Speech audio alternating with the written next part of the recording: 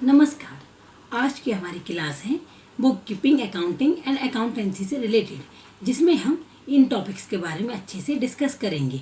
मेरा उद्देश्य है कि मैं इन सब टॉपिक्स के बारे में आपको अच्छे से समझा सकूं। वीडियो शुरू करने से पहले मेरा आपसे रिक्वेस्ट है कि वीडियो पसंद आए तो लाइक करें, शेयर करें और आगे की नोटिफिकेशंस आपको मिलती रहे, इसके लिए मेरे चैनल शिल्पा कॉमर्स क्लास को सब्सक्राइब करें। तो चलिए शुरू करते हैं हमारी आज की क्लास। जैसे कि हमारा टॉपिक है book keeping, accounting and accountancy. तो पहले बात करते हैं बुक कीपिंग की। बुक कीपिंग का अर्थ है पुस्तक पालन। जैसा कि आपको दिखाई दे रहा है, पुस्तक पालन, पुस्तक प्लस पालन दो शब्दों से मिलकर बना है। पुस्तक का अर्थ है बुक, पालन का अर्थ है कीपिंग, अतः पुस्तकों को रखने की क्रिया बुक कीपिंग कहलाती है। मौद्रिक लेन देन की पुस्तकों को व्यवस्थित रूप से रखना पुस्तक पालन कहलाता है। मौद्रिक या वित्तीय लेन देन। अब बात आती है मौद्रिक या वित्तीय लेन देन को कैसे पहचानें। जो लेन देन मुद्रा या रुपए पैसे में किए जाते हैं उन्हें मौद्रिक लेखांकन कहा जाता है। जो लेन देन मुद्रा या रुपए पैसे में किए जाते हैं वह है हमारे फाइनेंशियल ट्रांजैक्शंस। जैसे हम बाजार से कुछ सामान खरीदते हैं, उसके बदले में रुपए देते हैं, तो यह वित्तीय लेन देन माना जाएगा, क्योंकि यहाँ सामान के बदले हमारा मुद्रा गई है, हमारी मनी गई है। और यदि हम मान लें कि हम व्यापारी हैं और हम अपने परिवार के सदस्य को कोई सामान देते हैं, ध्यान रखिए यहाँ हमने अपने फैमिली मेंबर को सामान दिया है जिसके बदले में हमें कोई मुद्रा ये रुपए पैसे प्राप्त नहीं हुए हैं, तो यह मौद्रिक लेन देन नहीं है। मौद्रिक लेन देन कैश एवं क्रेडिट दोनों तरह का होता है। कैश इस तरह क्योंकि यहाँ पर हमारा कैश गया है, और उधार हम इसलिए बोलते हैं मौद्रिक लेन देन में। मान लो अभी उस समय हमारे पास पैसे नहीं है, हम दुकानदार से बोलते हैं कि 3 दिन बाद या 4 दिन बाद भैया पैसे दे देंगे, तो उसने नोट करके रख लिया है कि 3-4 दिन बाद आप उसका उधार चुकाएंगे। इसका मतलब आप उधार चुकाएंगे, ऐसा नहीं है कि आपको इसके पैसे नहीं देने पड़ रहे हैं। इसलिए उधार और नकद दोनों ही मौद्रिक लेन देन के फैक्टर्स हैं।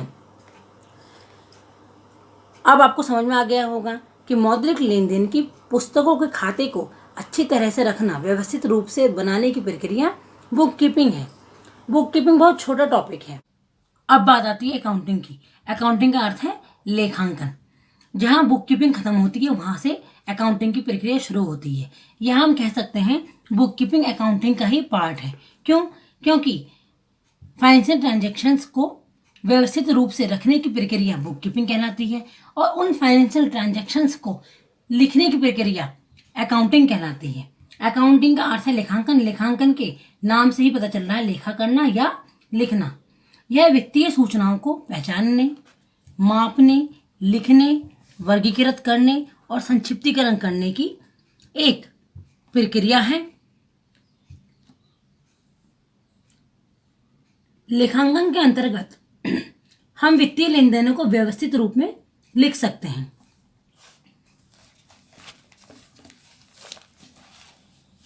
अब बात आती है अकाउंटिंग आर्ट है या साइंस है। तो हम कह सकते हैं अकाउंटिंग कला व विज्ञान, आर्ट व साइंस दोनों ही है, क्योंकि आर्ट ऐसी टेक्निक है जिससे हम अपने निर्धारित लक्ष्य को प्राप्त कर सके हैं। जैसे कि हमने अभी बताया कि लेखांकन के निर्धारित उद्देश्य हैं रिकॉर्डिंग, क्लासिफाइंग एंड समराइजिंग करना। तो लेखांकन वित्तीय लेन देनों को रिकॉर्ड करने, क्लासिफाई करने और समराइज करने की कला है, जिससे बिजनेस के वित्तीय स्थिति या लाभ हानि को जानने में सहायता मिलती है। लेखांकन में वित्तीय लेन देनों को व्यवस्थित रूप से रिकॉर्ड करना कला है। लेखांकन विज्ञान भी है, क्योंकि यह एक ऐसा ज्ञान है जो कि कुछ मूल सिद्धांतों, प्रिंसिपल्स, जो बेसिक प्रिंसिपल्स होते हैं, उनके आधार पर आधारित है। लेखांकन प्रक्रिया करने के लिए कुछ सिद्धांत बहुत जरूरी हैं। इन सिद्धांतों या नियमों के बिना लेखांकन प्रक्रिया पूर्ण नहीं हो सकती है। अतः यह कला एवं विज्ञान दोनों है, आर्ट एंड साइंस दोनों ही है। क्योंकि वित्तीय लेखों को व्यवस्थित रूप में लिखना कला है, और इन वित्तीय लेखों को सही प्रकार से लिखने के लिए कुछ सिद्धांत बहुत आवश्यक हैं, और यह सिद्धांत या अर्जित ज्ञान विज्ञान है। अब हम समझते हैं लेखा शास्त्र के बारे में। मतलब कि अकाउंटेंसी। अकाउंटेंसी का अर्थ है लेखा शास्त्र। लेखा प्लस शास्त्र मतलब कि शास्त्रों के आधार पर लेखा करना, शास्त्रों या नियमों या सिद्धांतों के आधार पर लेखा करना। इसे हम कह सकते हैं लेखांकन का व्यवस्थित ज्ञान। हम जानते हैं कि लेखांकन के लिए सिद्धांतों का, प्रिंसिपल्स का पता होना बहुत जरूरी है। ये सिद्धांत या नियम लेखा शास्त्र के अंतर्गत आते हैं। ये सिस्टमेटिक नॉलेज है अकाउंटिंग की। अब लेखांकन करने के लिए हमें जिस ज्ञान की आवश्यकता है उसे हम लेखा शास्त्र कहते हैं।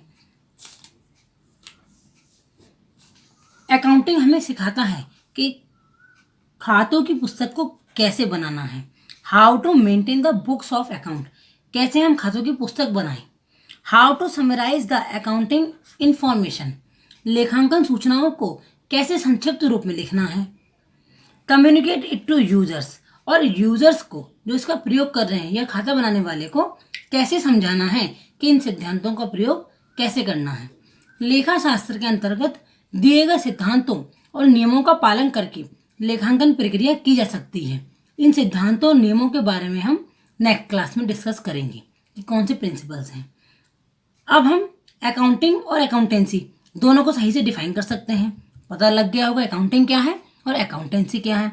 अकाउंटेंसी लेखा शास्त्र है जिसमें सिद्धांत होते हैं, और अकाउंटिंग लेखांकन है। अकाउंटेंसी के सिद्धांतों का पालन करके हम लेखा प्रक्रिया कर सकते हैं।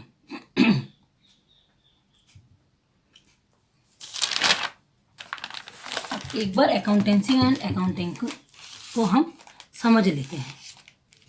अकाउंटेंसी का अर्थ है ज्ञान, और अकाउंटिंग में आती हैं क्रियाएं या प्रक्रियाएं। अकाउंटिंग एक क्रिया या प्रक्रिया है जो कि अकाउंटेंसी द्वारा बनाए गए नियमों के आधार पर पूर्ण होती है, और अकाउंटेंसी एक ज्ञान है, नॉलेज है, जो लेखांकन प्रक्रिया को करने के नियम या सिद्धांतों को बताता है। अकाउंटेंसी में प्रिंसिपल्स एंड रूल्स होते हैं। अकाउंटिंग में फाइनेंशियल ट्रांजैक्शंस को सिस्टमेटिक वे में लिखने की प्रोसेस होती है। आज की क्लास यहीं पर समाप्त करते हैं।